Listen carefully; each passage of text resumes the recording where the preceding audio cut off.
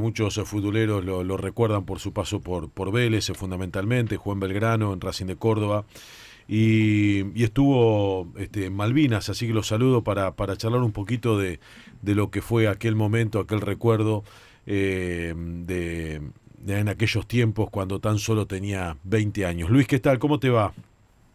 ¿Qué tal? ¿Cómo te va? Es un gusto poder Un charlar gusto. con ustedes. Un gusto para mí, para todo el equipo, Luisito, poder charlar contigo un rato.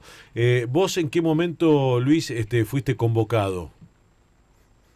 Bueno, lo mío ya se remonta, digamos que yo que ya con 18 años menos, yo estaba con el plantel de primera, Sí. lo que la vieja B que se era en los Andes. Hice el servicio militar todo un año, salgo en marzo del 82 y bueno, cuando estaba ya otra vez nuevamente con el plantel de primera, salía suplente, eh, juego contra San Lorenzo en tercera ese partido, en cancha de Independiente. Fue un día sábado, el 82. Y bueno, el domingo cuando leo el diario me fijo que la 10ª brigada, a la cual pertenecía mi compañía, estaba cuartelada. Bueno, llamé por teléfono, me costó mucho hablar por teléfono porque yo en mi barrio, Ingeniero Bunge, en Loma de Zamora, no teníamos teléfono. Así que hablo con mi jefe, con el que era mi jefe en la Colimba, y me dijo que era uno de los únicos que estaba faltando. Así que el día lunes tomé la decisión de ir a presentarme ahí a la compañía que estaba en Palermo, y así como llegué me dieron todo el armamento, me dejaron ahí y yo no tenía manera de avisarle a mi familia, porque yo en el barrio no había teléfono, mi familia no tenía teléfono, era imposible hablar. Así que el martes cuando a la mañana nos dan toda la ropa, el armamento, todo para subir en camiones, seguir y llevarnos a Palomar, porque Mm. íbamos a viajar al sur. Lo único que sabíamos que íbamos a viajar al sur, nada más a Río Gallegos. Así que veo, cuando estoy subiendo al camión, veo a mi vieja, a mi viejo y mi hermanito ahí. Y bueno, fue la última vista que tuve. Nos llevaron a Palomar, fue todo muy rápido, y de ahí a Río Gallegos, donde eso fue un martes que viajamos al sur, y el día jueves nos dicen que vamos a viajar a Malvinas, jueves 14. Así que a la noche nos suben a esos aviones que no tenían asientos, que entrábamos todos sentados ahí en el piso del avión. Así que a las 0 horas del día 15 de abril pisé suelo malvinense con un frío, viento, lluvia y armamos ahí nomás, ahí en las adyacencias del aeropuerto de Malvinas, en el barro armamos las carpas y bueno, así fue el recibimiento ese. Fue todo muy vertiginoso lo que pasó. Tremendo lo que, porque es una iniciativa tuya de llamar, de presentarte y nada, y de repente te encontrás en Malvinas. ¿Y qué se te cruzaba por la cabeza, Luis? Porque, digamos, 15 de abril aterrizás en Malvina para una guerra. En realidad no se hablaba jamás, la palabra guerra jamás se usó. Era ir unos días, pensábamos que íbamos a estar unos días, íbamos a plantar ahí un poco presencia y nos íbamos a volver. ¿Quién iba a imaginar? Imagínate que en esos tiempos Argentina jamás entró ni siquiera en un conflicto con otro país, nada. Lo que pensábamos nosotros es que íbamos a estar unos días y nos volvíamos, ¿viste? Claro. Pero bueno, llegamos ahí ese día 15 y había otras fuerzas, estaban diseminadas en un lugar bastante grande. Bueno, de ahí del aeropuerto hasta el pueblo hay como, no sé, creo que son 11 kilómetros, a alguna distancia la hicimos caminando. Así que tomamos posición ahí en la entrada de la ciudad y ¿Vos en qué parte estuviste después en la isla? yo, yo estuve en la entrada de la ciudad, pero del lado de donde está Montelondo, el Royal Marine. Mm. Es decir, de un lado está el aeropuerto, caminás, está la ciudad, que en ese momento la ciudad era 6 cuadras por 3, no había mucha gente, no había muchas casas, estaba el puerto ahí. Y bueno, yo estaba del lado donde estaba la Monte Dos Hermanas, Monte London, para ese lugar. Porque yo era la de la compañía de comunicaciones. Nosotros fuimos los que tiramos los cables en toda la isla, de un teléfono hasta el otro teléfono de primera línea. Claro. No es que había celular, no había nada. Acá tenías que meterle un cable a un teléfono, esos de campaña, ahí en Puerto Argentino, y después tenías que caminar kilómetros y kilómetros con el frío, las bombas, todo lo que se te presente hasta las primeras líneas, todo tirando cables. Luis, vos tenías 18 años, dijiste al principio, ¿no? Sí, yo ya ahí, digamos, hice el servicio militar un año con 18, sí, y ya había cumplido los 19. ¿Y cuáles eran tus inquietudes, más allá del fútbol, ¿no? Hasta ese momento, y qué viene después, ¿no? ¿Cómo cambia la vida de un hombre que se moviliza para ir a una guerra? Lo nuestro fue vertiginoso. Yo, de vivir en lo que era una villa, donde cada vez que llovía se inundaba la casa, lo único que quería era jugar al fútbol, jugaba en el Potrero, pero a la vez estaba en un plantel de primera. Y nuestra mentalidad era, la mía era jugar a la pelota, no era otra, ¿viste?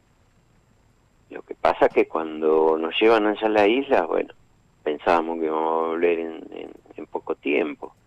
El que nos marca a nosotros es el 1 de mayo. En la madrugada del 1 de mayo, cuando empiezan a atacar los aviones ingleses, estábamos durmiendo y de golpe te despierta una antiaérea que estaba ahí a metros de donde yo estaba, las bombas, los aviones, bueno, era todo confusión y por supuesto el terror, el miedo. Yo más escuchar un tiro ahí en los barrios o algo por el estilo. Acá esto era antiaérea, bomba, ametralladora. Imagínate, el miedo fue atroz. Luis, ¿vos entraste en combate? No entramos en combate. Nosotros estábamos en la entrada de la ciudad. Cuando llegó la rendición, sí. Cuando llegó la rendición nosotros estábamos ahí, digámoslo, estábamos haciendo unas barricadas en la entrada de la ciudad, donde ya los ingleses estaban entrando. La verdad que en ese momento fue una sensación de bronca, porque una vez que vos ya estás ahí, viste, que sea todo o nada, pero también fue un poco de tranquilidad, porque creo que iba a haber muchas muertes en vano. Luis, y estamos hablando con Luis Escobedo, ex futbolista, para el futbolero conocido en aquella etapa en Vélez, y otros equipos, como dije anteriormente. ¿Y el regreso, Luis, cómo fue? Mira, yo estuve prisionero al quedar ahí como digamos, en la entrada de la ciudad, y ya estábamos para combatir. Nosotros nos toman prisionero ahí ese 14 de junio. Tuvimos 2 días ahí en la ciudad, 2 días estuve en unos galpones ahí en el puerto, y después nos llevaron a un campo de concentración, digamos, ahí a las afueras del aeropuerto. No teníamos nada, encima empezó a nevar, hacía mucho frío, no teníamos agua, el agua tomábamos los charcos, y fuimos el último grupo en volver. Fuimos el último grupo. Al salir de la isla, la verdad que fuimos el último grupo. La sensación es de bronca, porque no habíamos podido entrar en combate. Nosotros pasamos a ser de pibes, de jugar al fútbol inocentemente, a ser hombres en cuestión de horas. Claro. Porque el 1 de mayo, cuando nos atacan, y al otro día cuando hunden al Belgrano, al menos en mi caso, el hundimiento del Belgrano y la muerte de tantos pibes, a mí me marcó muchísimo. Te marcó mucho. Muchísimo en la guerra. Ahí pasamos a ser de un simple pibe que estábamos ahí, a tener bronca, a un montón de cosas, y cambiar nuestra nuestra sensación con respecto a la guerra. Claro, claro. Y el regreso, como te decía Luis, fue al continente, nuevamente a tu casa, al barrio. Y el regreso, mirá, ¿Fue bravo? yo estaba, como estaba, era el último grupo en salir. Sí. Mis amigos, ellos cuando iban a preguntar le decían que yo estaba en la lista de los que no estaban, ¿viste? Ajá. Entonces no le querían decir a mi vieja. Hasta que yo, cuando salgo de allá el 20 de junio, cuando llegamos acá al Palomar, ahí le dan la lista a un amigo mío y le dicen que sí, que bueno, que yo ya que ya había regresado. A partir de ahí empieza un periplo, no solamente para mí, sino para la mayoría de los veteranos, que es la espalda de las instituciones, de esa democracia que vuelve, Sí. ignorando totalmente. Nos encontramos con que la mayoría de los muchachos perdieron su trabajo, una democracia que le da la espalda a todos los pibes, porque a nosotros nos confunden con los militares, pero nosotros no tuvimos nada que ver. Nosotros éramos pibes de 18 años que hemos hecho el servicio militar y cumplimos un deber. Pero bueno, hasta el día de hoy la parte política no ha hecho un relevamiento, no ha hecho nada con respecto a los veteranos. Falta un reconocimiento definitivo.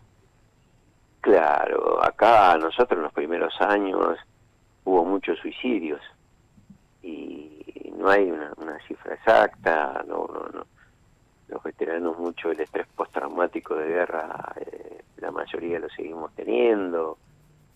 Pero bueno, creo que nos involucran con lo que fue la dictadura, los militares, pero nosotros vamos pibes de 18 años. Totalmente. Que encima fuimos a defender el país, ¿no? Uh-huh. Bueno, como fíjate pudimos, lo que contás en el arranque de la charla, Luis, que fue iniciativa tuya, de llamar por teléfono y de ir a presentarte, porque entendiendo que era lo que te correspondía, ¿no? Presentarte y ahí. Y era lo que, a ver, nadie se ponía a pensar. Yo, el compañero mío que perdimos en Malvinas, era un chico con un poder adquisitivo bueno.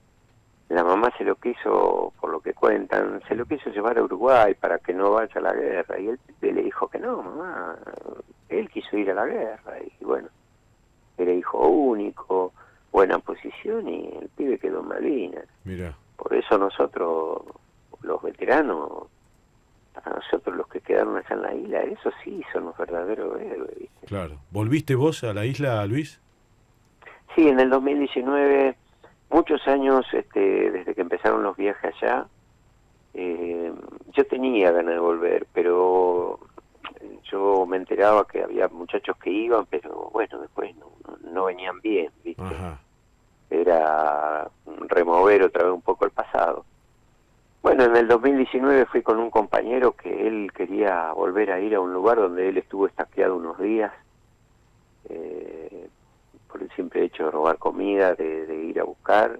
Fue estaqueado ahí en el medio del frío. O sea, estaqueado por los propios, digamos, por los propios militares, sí. Claro. Hubo muchos casos. Entonces le dije, bueno, dale, yo también quiero ir al lugar donde... Y la verdad que el viaje ese fue muy bueno. Ah, te hizo bien.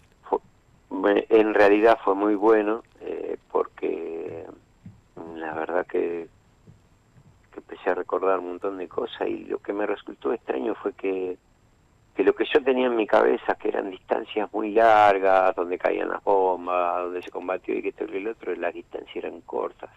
Mirá. Eran muy cortas, sucedieron muchas cosas alrededor de donde yo estaba, muchas cosas, y viste,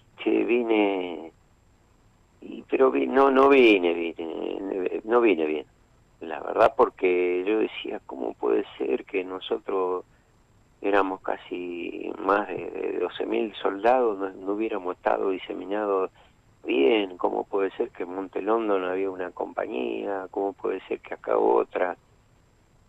Y la verdad que yo vine con mucha bronca, porque decía, ¿cómo puede ser que haya habido militares de escritorio? Esos militares grandes, generales, que en realidad no tuvieron la posibilidad de estar lo que tenían que haber hecho, que es estar ahí adelante. Claro. no pibes. Luis, y hoy con el tiempo que te quedó alguna secuela, digamos, que te hace mal.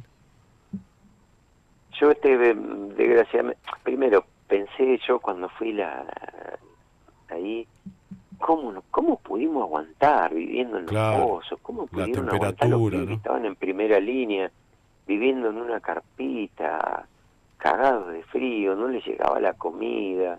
Nos bombardeaban casi todo el día, digamos, cuando la artillería, el barco, los aviones. Y decíamos, ¿cómo pudimos nosotros, que no éramos militar y todo eso, haber soportado tanto? Y bueno, la verdad que no vine bien.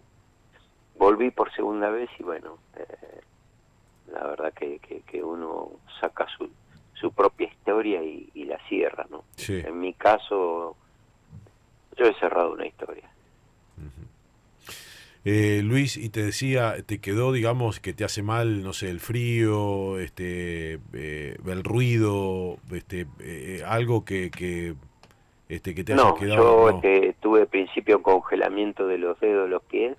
Mm, Los últimos años que jugué al fútbol ya me costaba.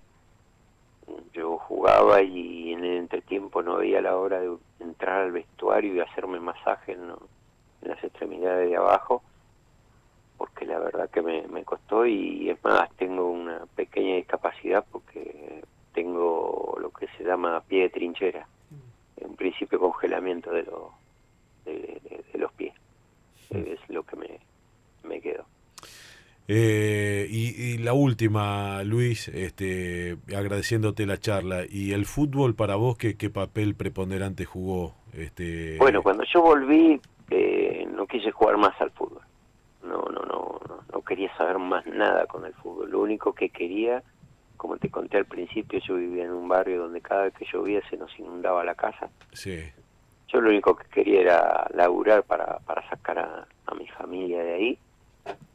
Y bueno, por esas cosas de la vida yo iba a entrar a lo que era obras sanitarias, Aguas Argentinas, en una fecha.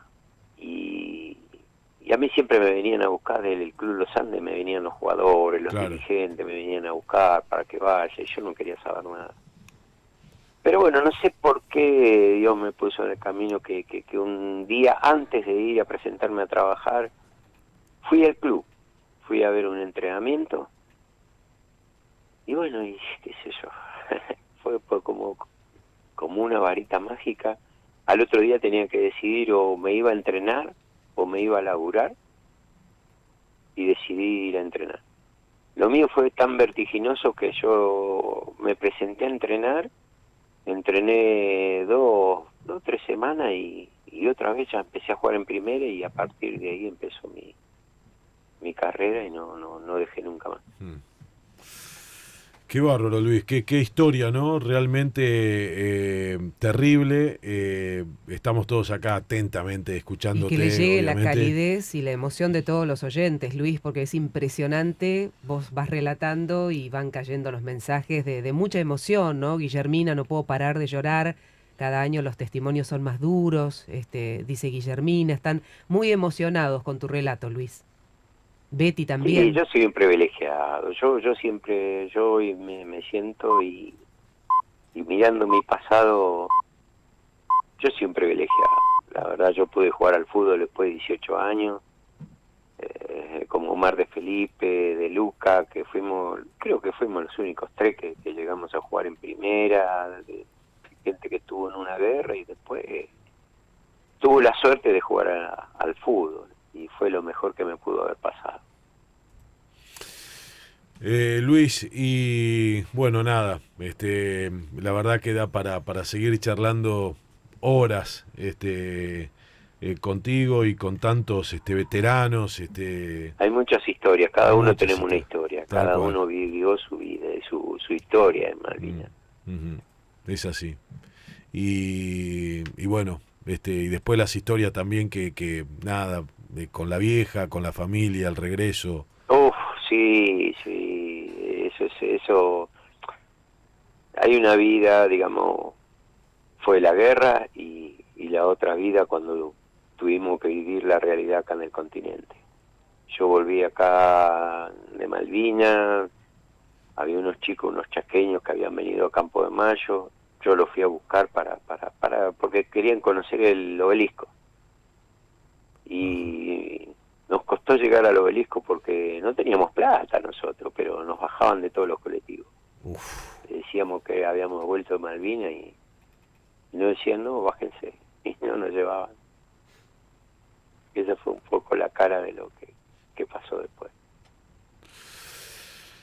Luis, abrazo grande, viejo. Abrazo a ustedes y gracias por la entrevista. Luis Escobedo, exfutbolista de Vélez,